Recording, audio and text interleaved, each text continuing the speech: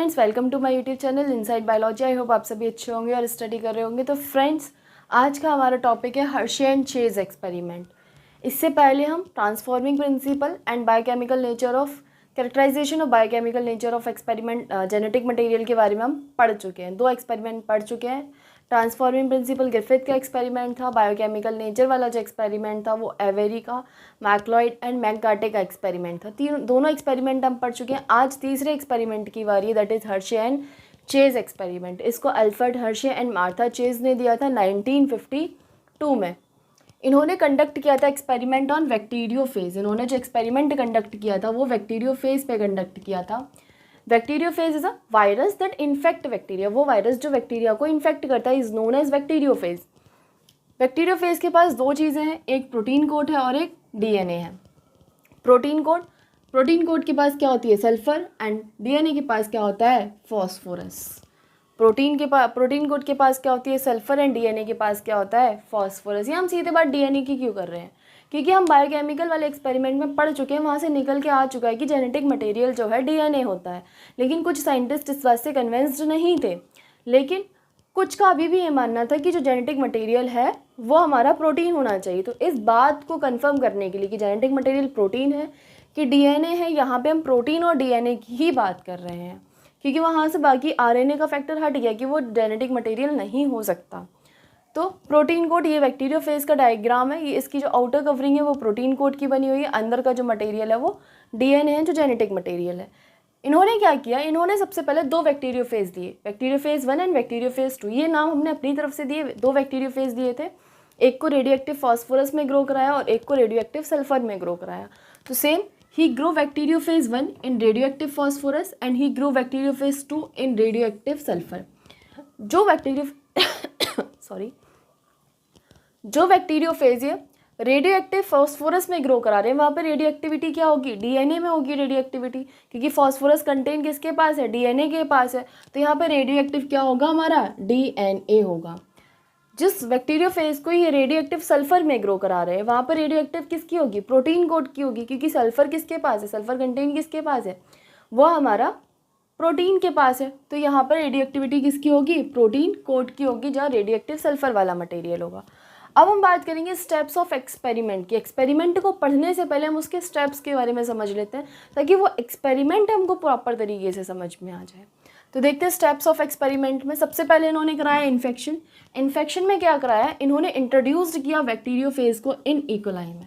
इन्होंने बैक्टीरियोफेज को इकोलाई के अंदर इंट्रोड्यूस्ड कर दिया।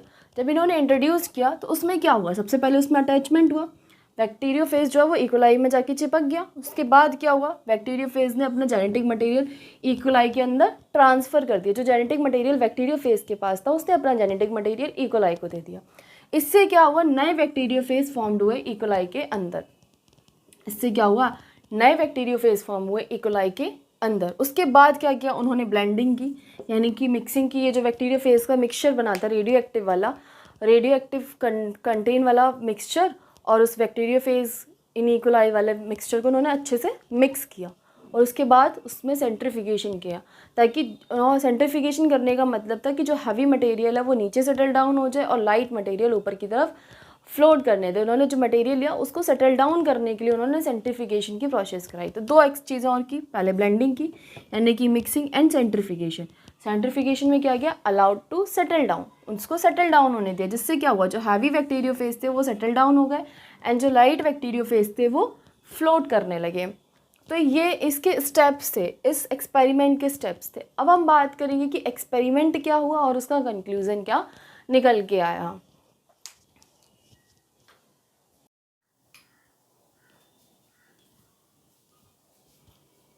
तो फ्रेंड्स, अब हम देखते हैं कि एक एक्सपेरिमेंट हुआ कैसे।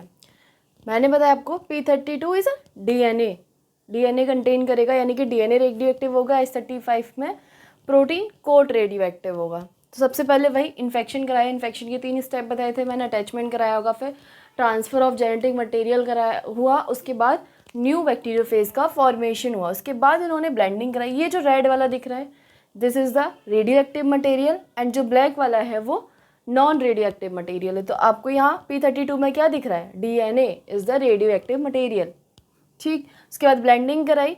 सेंट्रीफिकेशन कराया। सेंट्रीफिकेशन कराने के बाद इन्होंने क्या देखा, जो रेडियो एक्टिविटी P32 है वो डिटेक्टेड इन शेल्स में डिटेक्ट हो रहा है, यानी कि जो हमारा शेल यानी कि जो इकोलाई है उसमें रेडियो एक्टिविटी देखने को मिल रही है, जिस बजाय उसके जिस बैक्टीरियोफेज से उन्होंने अटैचमेंट कराया था इकोलाई का, उसको बोलते हैं हम सुपरनेटेंट। तो उस सुपरनेटेंट में रेडियो एक्टिविटी सीन नहीं हो रही है, रेडियो एक्टिविटी सीन हो रही है न्यू शेल्स में। Radioactivity detected in no radioactivity detected in supernatant में कोई रेडियो एक्टिविटी नहीं दिख रही है। Radioactivity P32 detected in cells में वो डिटेक्ट हो रही है। तो इसका मतलब क्या हुआ कि जो जेनेटिक मटेरियल था DNA वो ट्रांसफ़र हुआ ना। नेक्स्ट S35 प्रोटीन कोड, यहाँ पे क्या था, प्रोटीन कोड क्या था, रेडियो एक्टिव था, और जो जेनेटिक मटेरियल था वो नॉन रेडियो एक्टिव था, नॉर्मल था। तो यहाँ पे क्या हुआ, नॉर्मल DNA ट्रांसफ़र हुआ, वही सेम इन्फेक्शन हुआ, फिर ब्लेंडिंग हुई, फिर सेंट्रीफिकेशन हुआ।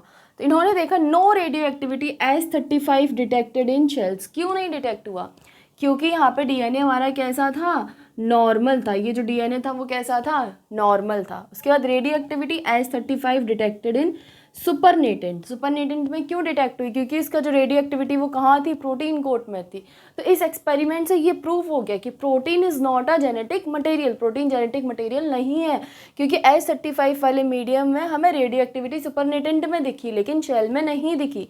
P32 वाले मीडियम में हमें जो रेडियो एक्टिविटी है वो सेल में देखने को मिली, सुपरनेटेंट में देखने को नहीं मिली। तो इस एक्सपेरिमेंट से ये प्रूफ हो गया था कि DNA is a genetic material. इसका कंक्लूजन निकल के आया था, unequivocal proof that DNA is the genetic material. ये इस एक्सपेरिमेंट का कंक्लूजन था। आई होप आपको ये एक्सपेरिमेंट समझ में आया होगा। अगर आपको फिर भी कोई डाउट है तो आप मुझसे कमेंट सेक्शन में पूछ सकते हैं। अगर आपको वीडियो पसंद आई हो तो please like, share and subscribe. Thanks for watching.